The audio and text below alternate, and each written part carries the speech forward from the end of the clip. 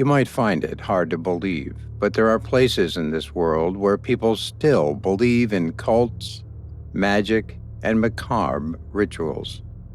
People in these places go witch hunting, and if you're an albino, shamans and sorcerers will make your life miserable. Such a place is Nigeria. Not that it is scientifically backward, that's not it at all. But it's just that the people here believe in decade-old traditions and are adamant enough to follow them through modern times. The ones who perform these rituals frequently need some ingredients for them, and these are human body parts. So, through the times, there have been opened up several human body parts selling plants, where people would just order what they need and then get it delivered. This profitable trade was being carried out in Nigeria, Ibadan in Soka forest region. However, a group of young bikers just stumbled across this thriving market while looking for their friend in 2014.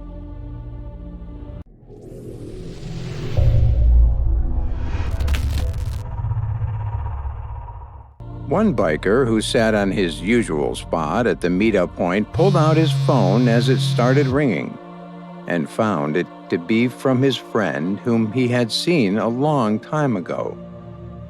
The other riders circled him as they were equally worried about their mate and listened in on the conversation. He pressed the answer button, and from the other end of the line, static and the frenzied voice of their fellow rider greeted them. They were all, at first, relieved to find that he was well and good, but the next thing they heard made shivers run down their spine. The voice from the other end of the line spoke as fast as he could and told them someone had kidnapped him, along with a few others, and now they were being held captive in an underground dungeon. All the other riders gasped at this new information.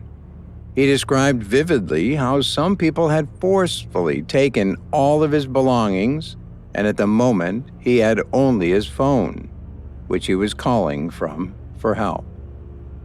The riders could hear loud noises in the background, which they concluded were the sounds of other people calling out for help. But finally, their mate calmed them down and talked properly. Even though he did not know where he was, he told them repeatedly to just walk along the Soka forest tree line until they came upon two burnt-out cars that led to a footpath. The Soka forest region was very dense. You could walk inside the dense vegetation in the day and not see a glimmer of sunlight. But that's where he was. The riders had originally planned to be on the line till they found him. But the line got disconnected, and when they rang him back, the phone appeared to be switched off. So, something was wrong.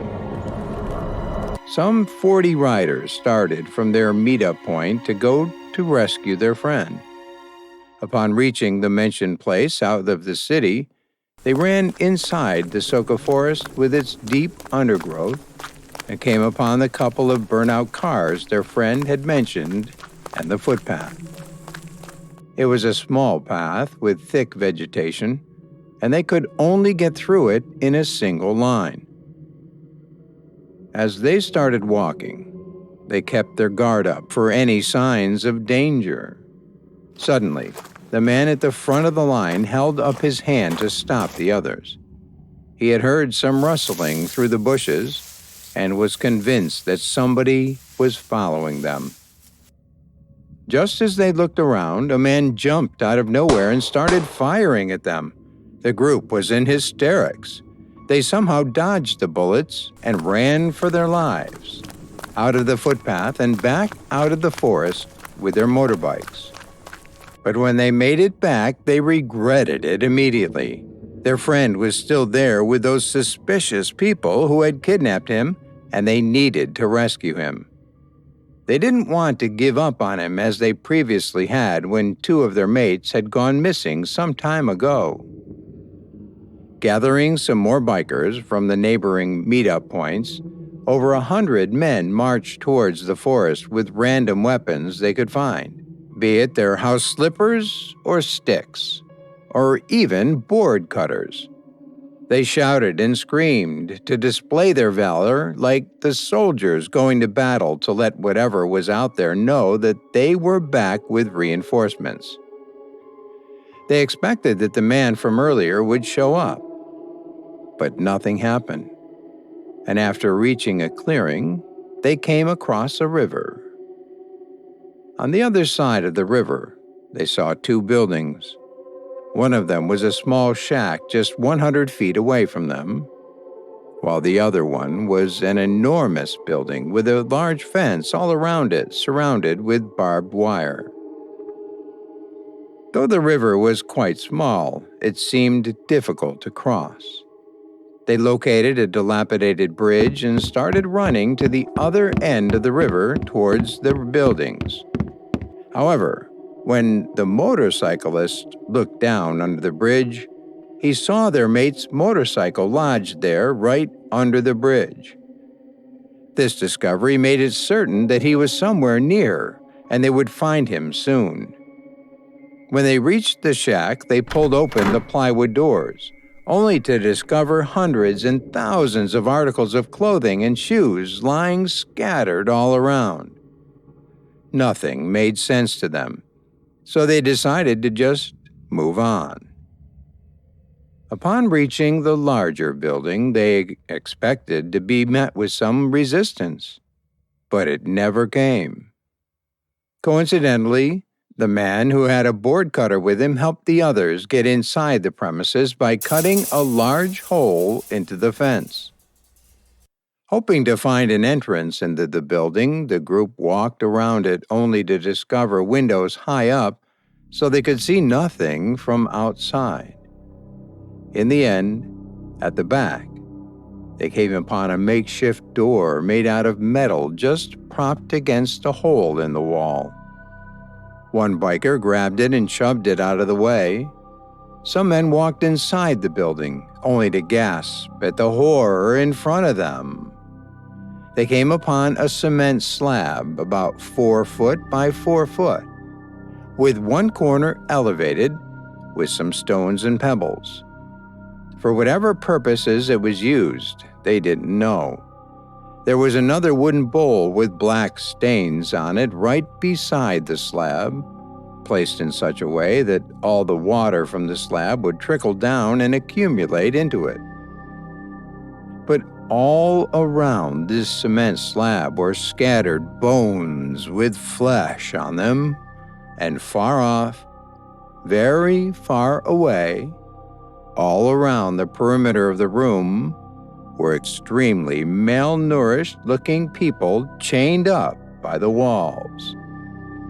And the place had an awful stench to it. Upon getting further inside the building, they discovered a guillotine and a crocodile whose purpose was discovered later. They were used for discarding garbage.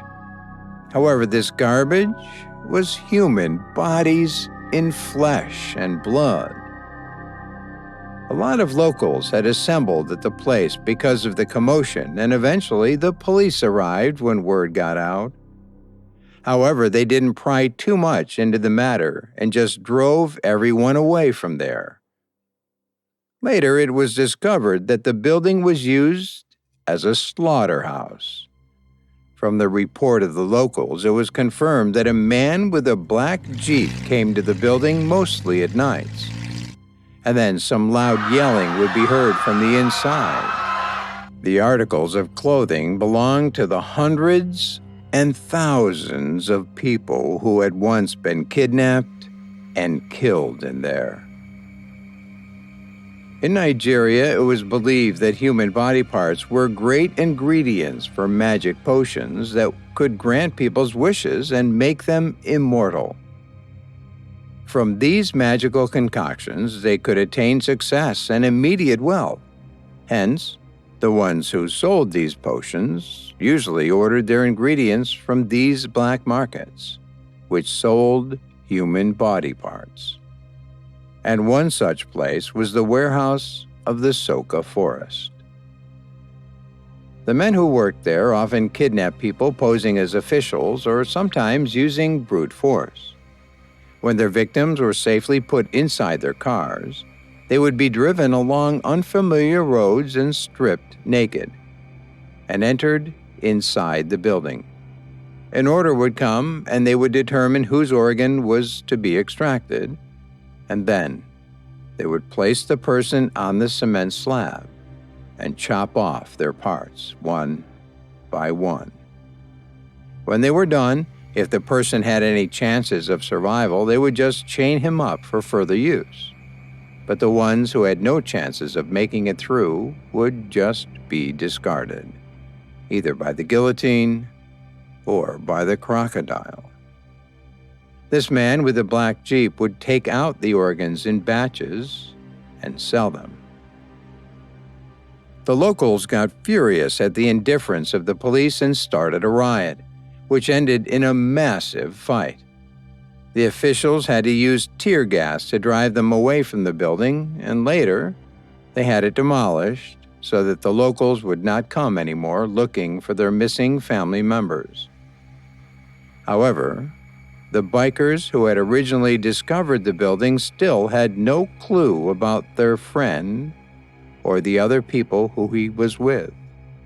It was as if they had vanished into thin air.